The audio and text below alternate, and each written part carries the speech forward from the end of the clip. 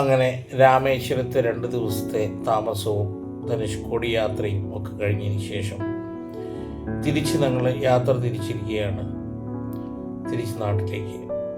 ഇത് പാമ്പൻ പാലം വഴിയാണ് നമ്മൾ തിരിച്ചു പോരുന്നത്. അങ്ങോട്ട് പോകുന്നത് അതുവഴി തന്നെയാണ്. കാരണം എന്താണെന്ന് വെച്ച് കഴിഞ്ഞാൽ രാമേശ്വരം ശരിക്കും പറഞ്ഞാൽ ഒരു ട്യൂബാണ്, അതിനെ കണക്ട് ചെയ്യുന്നതാണ് പാമ്പൻ പാലം. ഈ കാണുന്നതാണ് ബേ ഓഫ് ബംഗാൾ. ഇവിടെ എല്ലാവരും നിന്ന് സ്ഥലമൊക്കെ കാണുന്നുണ്ട്. നല്ല ഭംഗിയാണ് കാണാൻ ഇവിടുന്ന്.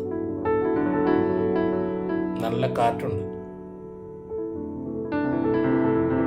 അപ്പോൾ അവിടത്തേക്ക് കാണാനായിട്ട് എല്ലാവരും ഒന്ന് ഇറങ്ങി, ജസ്റ്റ് ഒന്ന് കാണാനായിട്ട് ഇറങ്ങി.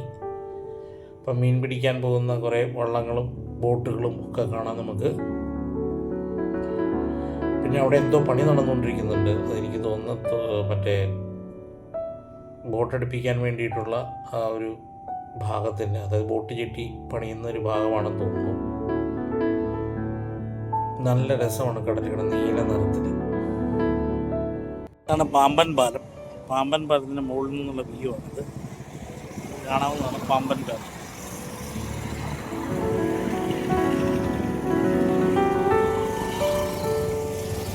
അവിടെ കാണുന്ന റെയിൽവേ ബ്രിഡ്ജാണ്. റെയിൽവേ കിടക്കുന്നത്, അതായത് രാമേശ്വരത്തിൻ്റെ റെയിൽവേ.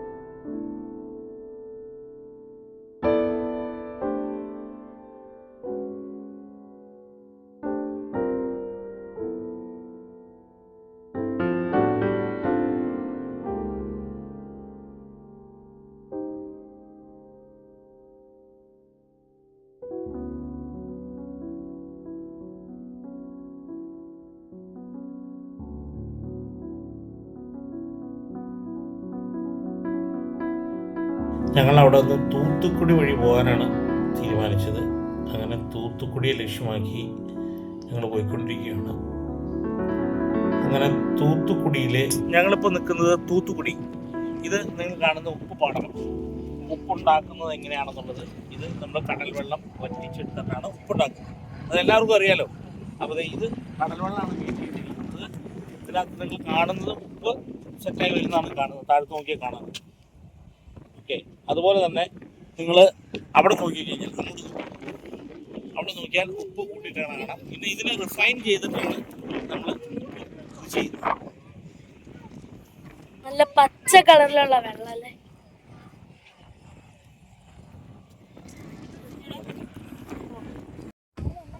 ഇത് നിങ്ങൾക്ക് കാണാം ഉപ്പ് ഉണ്ടായി വരുന്ന സ്ഥലം. ഇതാണ് ഉപ്പ് ഉണ്ടാക്കുന്ന factory. This is the place creating ഉപ്പ്. ഇടതുവശത്ത് കാണുന്നത് ഉപ്പായി മാറിയിട്ടുള്ള പാടങ്ങളാണ്. വെള്ളം വറ്റി ഉപ്പായി മാറി.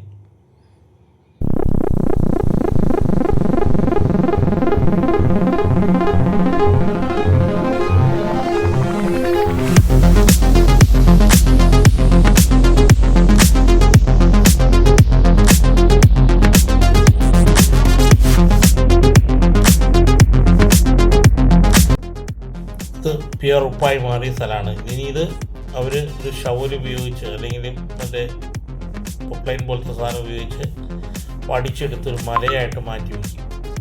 പിന്നെ അവിടെ നിന്നും അതൊരു കല്ലുപ്പാണ്. അത് പൊടിയല്ല, കല്ലുപ്പാണ്. അപ്പോൾ കല്ലുപ്പിനെ പിന്നെ പൊടിയാക്കി റിഫൈൻ ചെയ്താണ് പാക്കറ്റിലാക്കിയാണ് നമ്മുടെ നാട്ടിലൊക്കെ എത്തുന്നത്.